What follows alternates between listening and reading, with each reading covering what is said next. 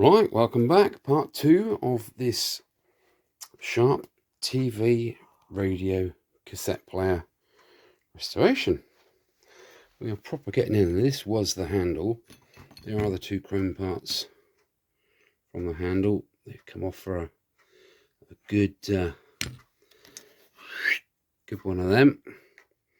I'm using Brasso because it's not so abrasive as like Autosol. So I want to be very gentle with that. I've already done these knobs. They've all been cleaned.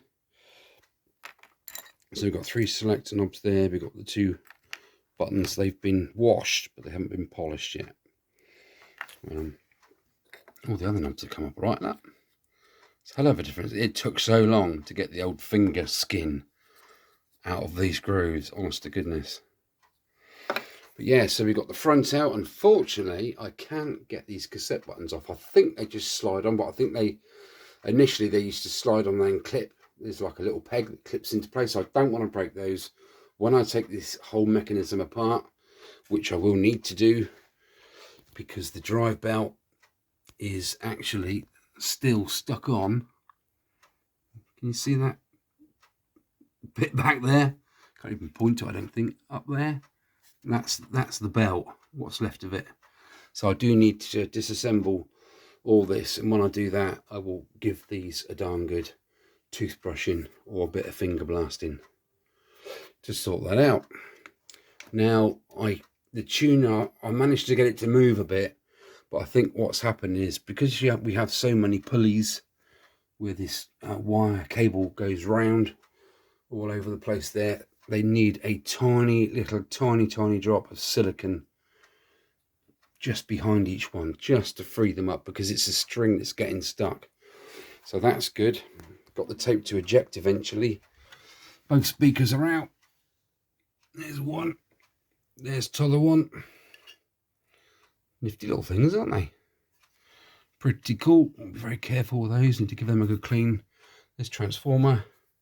There is the TV tuning mechanism. That's out. That was there. Power pack was there. Cassette obviously and radio was there. I'm now just disassembling the 4 screws on the clamps that hold the screen in place, and then this whole thing literally slides out of its seat there, so I can just go, and then we can crack on with the case.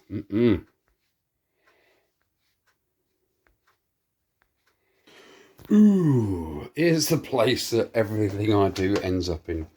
I've got my nice soft detailing brush there, and I'm just literally getting in all these nooks and crannies and getting that nasty dust off. Look at that. Ugh. What's it like with the light off? You might be able to see it better. Nope. Stupid. Right. Yeah, literally. Get in there. See, they're supposed to be black underneath all that. I don't want to do too much there because it's outside of the sink area, but you get my drift. Yeah, let me crack on with this. Plenty to be getting on with. It's coming on, isn't it? Hello again, part 2 of this TV boombox restoration. Right, well, I stripped it right down last night. There we go. There are all the components. This is the radio section. Obviously TV and a TV tuner. Last night I spent an awful long time cleaning the case. This is the underside. And even though I used toothbrush, detailing brush, and all the rest of it on it, obviously it looks like I missed a few bits there. And also in these grills, you see there? That's still really ganky, isn't it? And again, all over here, look, it's all in there, all ganky.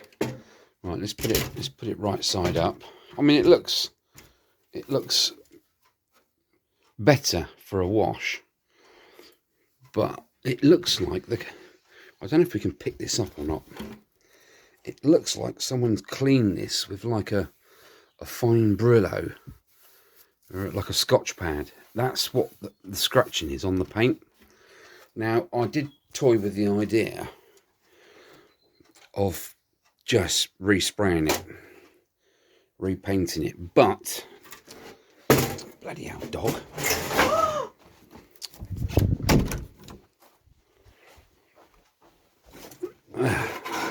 Where are we? But how on earth do I save all this writing on here? Or do I just mask this section off like that and keep that sort of long rectangle there original, and literally tape off like there to there, just cover that up and then do it. It's like a light charcoal colour. I mean, generally boomboxes were silver, but this is more of a darker colour, isn't it?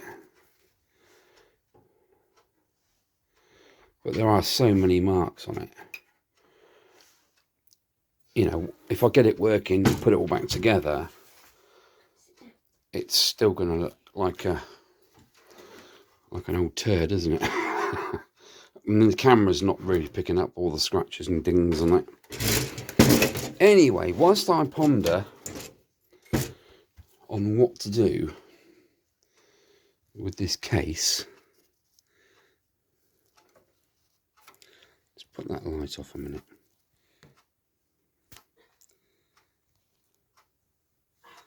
Whilst I ponder on what to do with this, I'm going to turn my attention to the innards. This being the most important part. Let's put the light back on again. This being the cassette player and the radio tuner.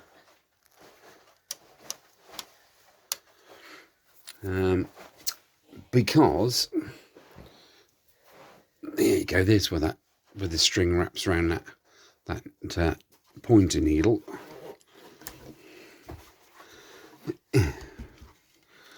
There. So something, I mean, that is really tight. I don't know why that's really tight. It shouldn't be really tight. But the string is so taut, I reckon that I need to remove the string. I'm going to take lots of photographs before and after, sort of thing, showing the track of where the string actually goes, because these little pulleys are quite stiff. So I've got my can of silicone spray out, and I'm going to remove or take apart this whole flipping thing. But that means obviously taking the string out. There's the string there, there's a pulley, comes around to that corner, around to here, back, drops back down to another, like a tensioner there, and then it goes round and round and round. This is actually the tuning wheel. This is connected to the tuner on the PCB, and both ends of the string end up here under spring tension. So that has to go back exactly how it is, and you can see it here. It wraps around the tuning spindle, so when you spin it, it like pulls the string left and right. But as you do it, it slips on this brass thing. It's not, the string isn't going anywhere. So yeah, I need to take this string off, clean that up a bit in there, rough that up a little tiny bit, get some silicone on all these wheels, taking great care not to contaminate that string at all with the silicone, because that won't be good, because that will spin freely on there, won't it? So I need to basically unhook this spring, take the tension off, and then one goes one way and then out, and the other string goes the other way and out that way. So I need to make a note of how many revolutions this string goes around this pulley. Now, the reason I'm doing this tonight is because I don't know what to do with the case yet. Plus, it's a major part that is failing along with the cassette player. Now, I couldn't really do too much with the cassette player at the moment because of drive belt issues. Can we see that a bit better here? Not really. So we've got the main motor. Focus your bloody thing. Can't really see in through there. But I need to get right under here where that rest of the belt is stuck on that pulley. Because Posty has been... Oh, yes. Posty No Pat has been... Here we have an assortment of drive belt sizes, which is brilliant. And I need some of these for the vertical playing Ghetto Blaster, the VZ or VZ2000. So I am so pleased they've turned up. That's cool. So I can't wait to get these drive belts back on. There's a bit of old belt. There, that's it. Horrible bloody stuff. It's literally like treacle. So I can clean everything up and get the belts back in. Replace this belt as well because it's absolutely, it probably, oh, it's not broke. It's not breaking, but it is that. It's that floppy. Ooh, misses. Okay, let me crack on with this. Sorry about the judgery camera work. But yeah, I need to do this and sort that out. And I will also look at the tuning situation for the TV, see if there are any belts in there. I wouldn't have thought so. But I've got at least I've got at least 3 belts to change in here. And then clean all this up. I want to isopropyl alcohol this whole PCB because it is filthy. The traces look all good. There's no lifting of the traces. These are traces which go from sort of point A all the way along to point B and so on. Sometimes they corrode if moisture's gotten in there, and they literally lift off the PCB and they bubble up if there's any heat been generated during the operation of it. So yeah, I have plenty to do, but this is my task for this evening, is to get this unit working. So I've got to strip it down. I no idea really where to start, in all fairness. I think take the string off, get this wiring out the way. Incidentally, the grey and the whites, the black and the whites, that's left and right speaker feeds. So yeah, leave me to it. I'm going to get myself better. And oh yeah, there's another belt to change down there. It's the tape counter pulley. That is changing as well. Just goes off of that wheel there. Right, there's a bit of old dead belt there. That's it. There is the flywheel for the tape. Yeah, that all needs to come out. Now, how's the best way to get to that? Hammer. You need to get me hammer out. Hammer number 2. I think my toffee hammer. Right, really looking forward to this. Leave me to it. Yeah, and I'll see you in a second with me covered in a million parts and screws and broken printed circuit boards and tied up in string and all the rest of it. So, yeah, crack on. Okay. Right, I was going to detach that spring from that little hook there, but as you can see, that spring's got quite a long tail on it. So the chances of me getting hold of that and jimmying that without snapping that off are quite slim. So I'm literally just going to undo this screw and go from there. Whoa. Whoa. Okay, let's get rid of that. And then I've had a good look, and the string literally comes into the wheel, around it once, and then back out. So I literally need to just jiggle this off of the shaft. Oh, misses.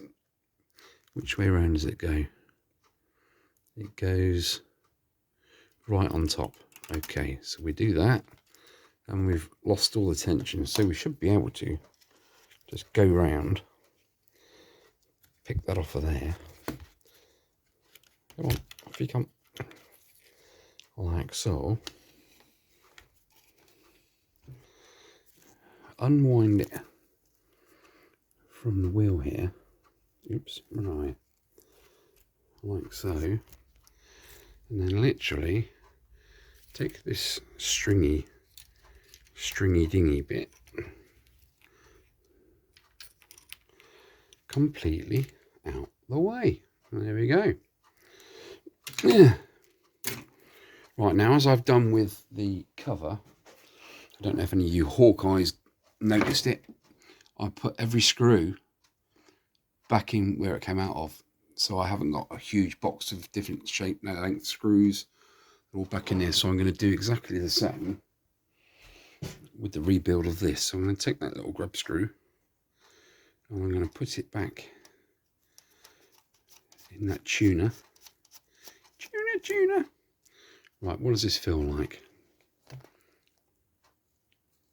Well, that feels good actually. It should feel sort of like it's dragging but not scratching. It's like a waxy sort of feel. That's jolly good. Because when I turned the tuning knob to turn the wheel, to turn this, it felt like it was scratching, but I think that's it was the string sort of juddering over the pulleys themselves. So that's good. I'm happy with that. No need to put any sort of lube or anything down there. That is cool. Okay. Jobs are good in.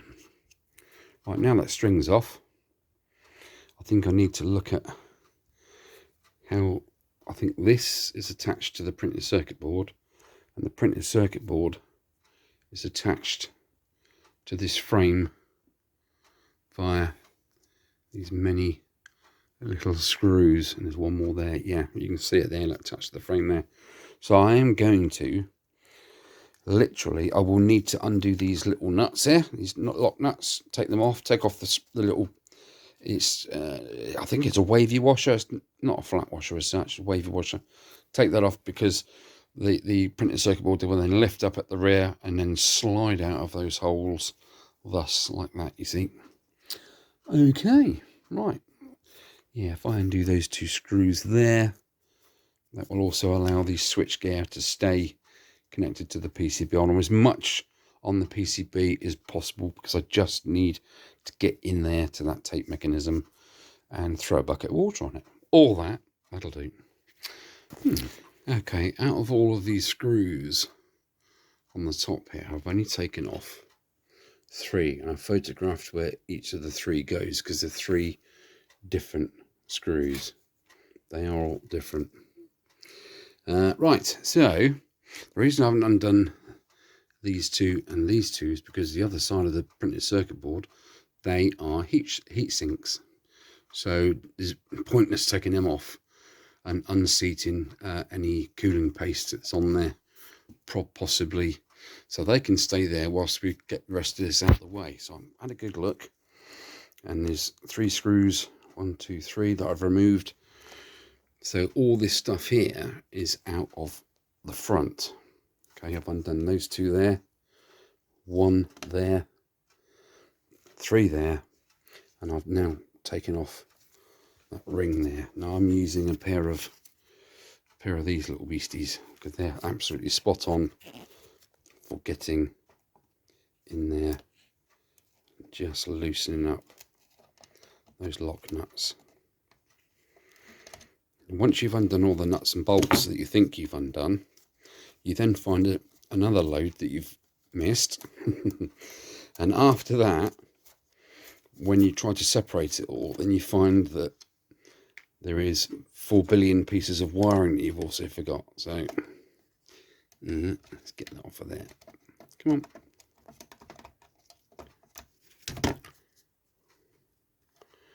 There's another one over there. And the last one.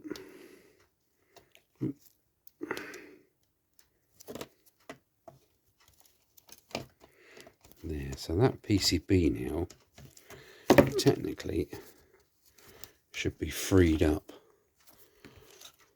from the board. Right, that's those 3 off. That's off, so this should be, yeah, it's pretty movable now. So how else is holding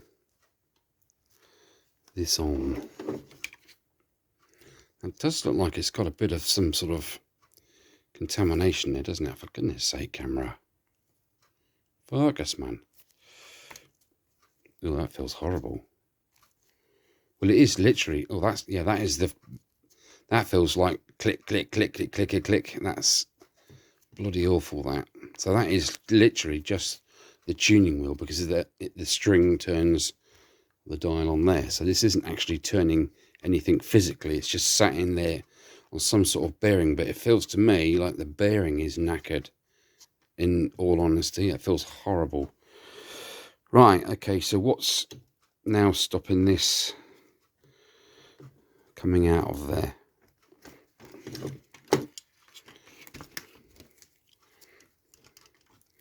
Probably just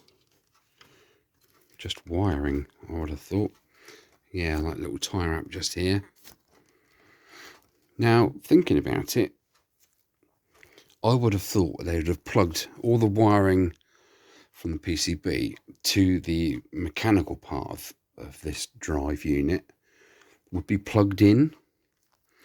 A lot of it's soldered in onto the board, but there are a few. There is a pluglet right in there, just below those two caps, or capacitors. So that needs to come unplugged, and there's another plug literally just below it. See there? So anyway, right, I'm going to put you down for a minute and concentrate on what I'm doing. Yeah, that screw there is holding the fort, I think. Let's have a look.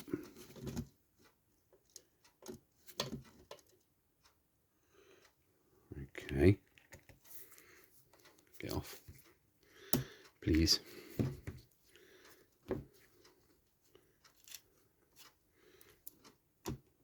Yeah, okay, I'm going to need two hands for this. It's getting interesting, isn't it? Brasso rules! Right, well, I've managed to dissect quite a bit of this, i.e. take off some bracketry. You really have to get into the bones of this, which is quite daunting if you've never done one before. It's quite scary. I'm not overly au fait with that. I think the last time I did something like this when I was about 16, and I ended up going, rah, smashing it with a hammer and throwing it in the bin. But anyway, I've tried to disconnect everything so I could literally take this piece away, the mechanicals of it, and do stuff with it, i.e. remove that. Look at that. See that? The flywheel. Ooh, what was that just flew around? Oh, there's a bit there. But you can see the state of it, look. So there's that to remove, then there's that to remove on this wheel, and so on and so forth. But I can't, this little contact set here, this little set of points here, that's actuated by this lever, is you see those two pins there? They're sort of like those little compression. You squeeze them together and then pop the switch over the top, and then they sort of open out. Well, I've just tried very gently to tweezer them together, and absolutely no chance. They are like, they've gone rock solid. That's all that's keeping this mechanism here on the table. Unfortunately, the other way around that is that motor can come off with those two screws. This solenoid. Does it work? Yeah. Oh, horribly sticky. Ugh. Yeah. Oh, it does need a good going over, doesn't it? Proper stickiness. Mind you, it's probably got half the belt wrapped around it, truth be known. Yeah, I can undo those two, because basically we've got blue, green and brown. Did I say green? Blue, orange and brown, beg your pardon. And the blue goes to the solenoid, the orange goes to the solenoid and then taps off to this little breaker switch, and the brown goes to the contact points as well. It's a little tiny set of points just in there. You can't see it because it's a stupid phone. I mean, technically I could just snip these three right back here and just solder and heat shrink them back together. Oh, it is a bug, because so if I undo this solenoid and literally snip these two local to here, then all that's left on here electrical is that little switch. And obviously the pickup heads, but they just unscrew off the plate at the other side of this assembly. This needs to go in the sink. It needs to be thoroughly and utterly cleaned and deloused. And this stuff is freaking horrible. This tar. I don't really want to snip anything. You see, I can't get these buttons off. They are proper on there. I think they've actually been glued as well. Yeah, they've been glued as well. So they're not coming off.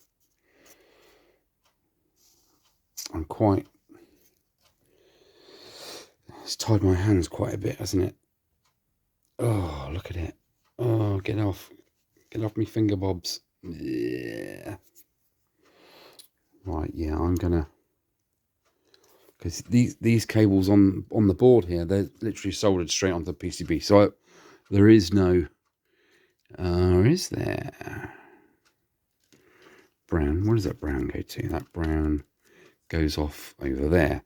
This brown from this switch goes straight down onto the PCB down in there. Soldered through. I suppose I could desolder it, couldn't I? But oh, what a palaver.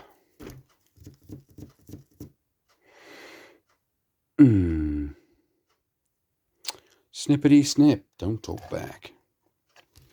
Right, made me too. Hurrah! Right, I did do the bad thing. I snipped the blue, the brown and the orange, so I can simply bear that back, tin them, both edges, both ends, slide some heat shrink on, solder them together, slide the heat shrink over, heat it up so it shrinks and it's all back as it was.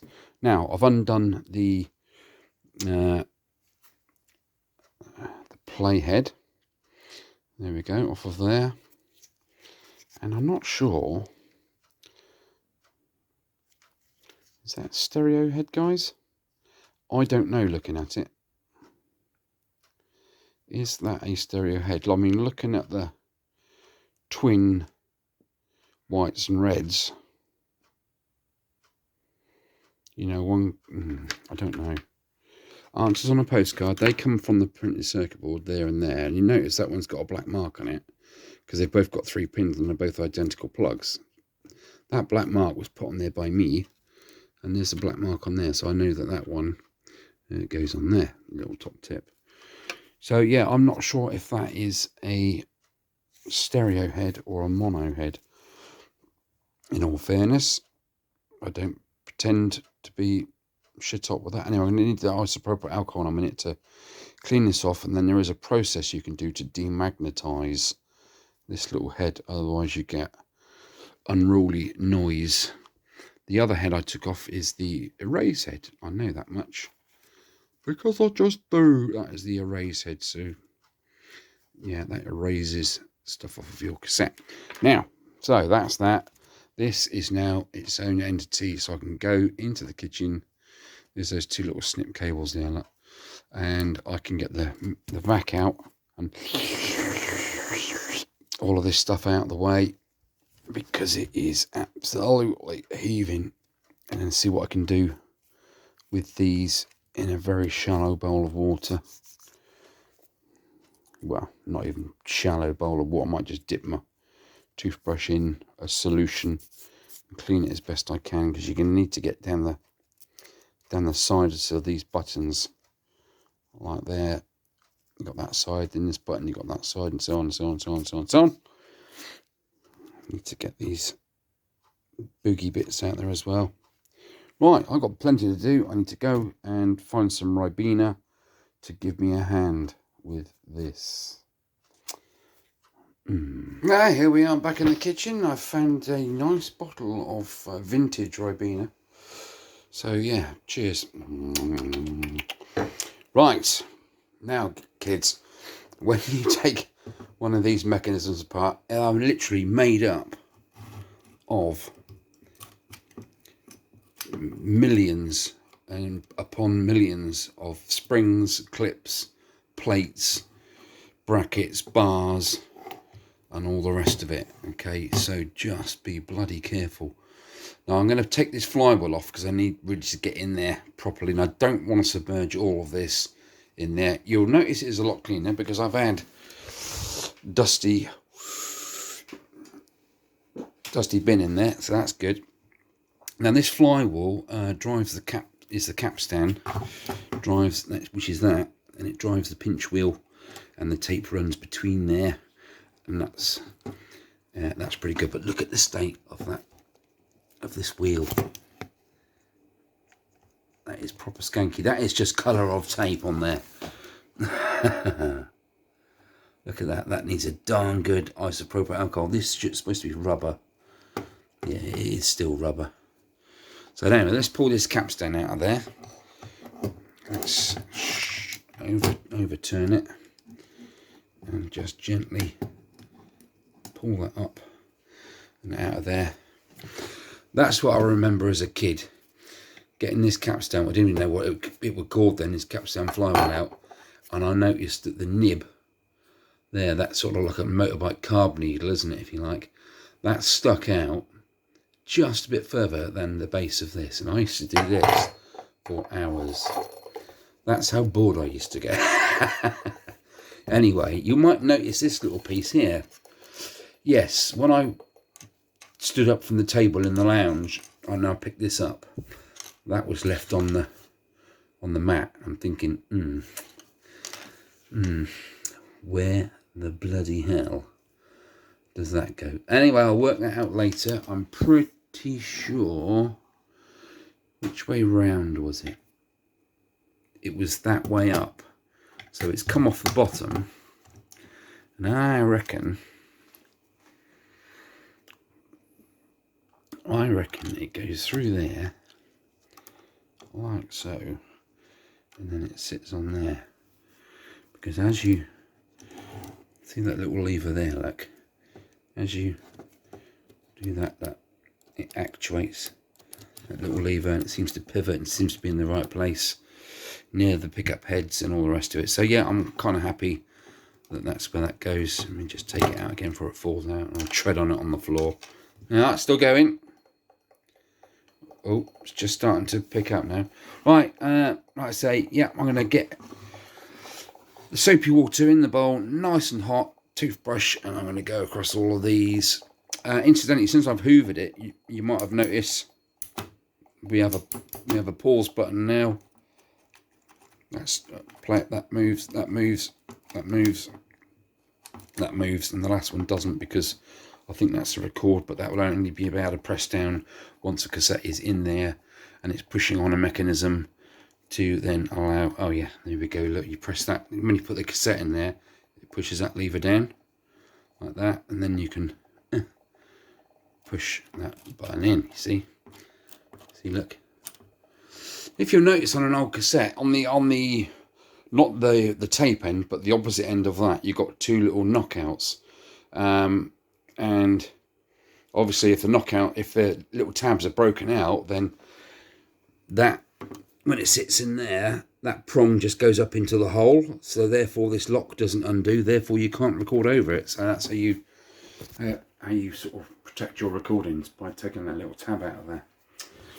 Right, but there's something new every day. Oh, that right bean is looking nice, isn't it? All right, catch you in a minute. Oh shit, sorry. Right, it's all nice and clean. Okay, they look a bit thingy, but that is just polished dust. Trust me. It's a lot better, isn't it? Obviously, there's some bogies still in these deep grooves and that there, and Bonus, Nautilus, and all the rest of it. Yeah, but that just needs a good polish. Right, one other thing I did notice on this little wheel here, see that that tom tit there, that old split, and what that does, I'm thinking, this is driven via a belt. This has a flat surface on it, this black turntable, if you like, and this little gear here has a flat driven face on it. So I think that when you press the play button, keep your eye on this wheel. Where is the play button? Is that it? Yeah. See, look, that closes up onto both of those. So when that goes around, it turns the drive wheel around, which throws it off. And that, incidentally, is this cog here, which drives the tape counter. Oh, that thing's fallen off again. So I need to find something like this that's suitable. I mean, is it actually? Oh yeah, it's split there. Look, I'm just going to get a bit of rubber glue and bounce it back together. Right, I don't want to mess around with that because I need to gauge that to size. I am going to use an O-ring. Yes, it's not square, E.T. This band is square. This ring is square, should I say. But, hey-ho, what are you going to do? I am going to get a O-ring. And I'm going to put that back on there, like so. After I've cleaned up these wheels, and that little gear face there, that little tiny sprocket wheel there. Got what do you call it? Cotton bud on it, and swabbed all that. Swabbed all around here, so it's all swabbed, and I can start literally tiny drops down in here in these parts of the mechanism. So it's sort of osmosis action takes it right down into the guts of it, because they're starting to feel all right. You can hear that, I think. Can you hear that? Yeah, still not brilliant. So yeah, I mean, all these little pivoty pin things. I mean, you don't want any oil in here as such. You don't want any grease as such, because it's a mechanical device that uses, you know, magnetic tape and stuff to make music. So you don't want any oil splashing around in there or grease dropping onto anything. But I like the sound of that. Okay, where's that arm? Let's put this arm back in there. What this does, this arm, if I remember rightly, basically, there you go. When you press the play button, not only does the pinch roller come up to the capstan that's been driven and sort of guide the tape along, this peg here also comes up and just puts a little bit of, takes any slack out of the tape, like that. That's all that's for. So I am quite confident that that's in the right place. Right guys, I'm going to wrap this video up here. I've got lots of things to do. Right, yeah, take care. Drop a like, please. Subscribe or something, and check out my other videos. If you've just joined to look at this kind of thing, just have a look back through my library. You might find something there that tickles your fancy. Okay, if I'm doing anything wrong, guys, as I'm doing this day by day, please comment below if you're a specialist in this kind of thing. If I'm doing something wrong, or I'm not using the right materials for something, or I've missed something out or something or other. If you think, oh shit, E.T., when you put them back together it's going to go bang, please drop a comment below to save my pain. Thank you for looking, and I'll catch you later. Yeehaw.